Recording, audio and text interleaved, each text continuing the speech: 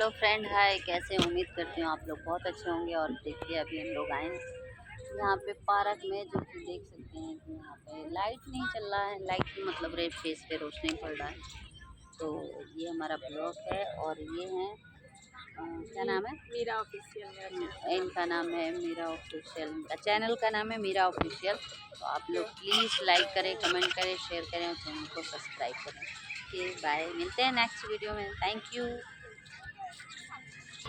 तो हेलो दोस्तों, आप लोग देख सकते हैं हम लोग न्यू वीडियो बनाने आ गए हैं। ये देखिए, ये राधा दीदी हैं, इनसे मिलने के लिए हम सब लोग आए हैं और बहुत अच्छा लगा दिल से, सच्ची में बहुत अच्छा लगा मुझे। देखिए शॉर्ट वीडियो खूब तगड़ा तगड़ा बनाए हैं। आप लोग जाइए चैनल पे, देखिए, चैनल सब्सक्राइब करिए, बेल आइकन प्रेस करिए, घंटा बजाना बिल्कुल ही ना भूलिए। घंटा बजाते रहिएगा।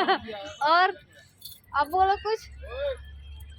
हेलो दोस्तों, नमस्कार, प्रणाम। और बताइए आप लोग कैसे हैं? हटाओ हमारा सकलिए में।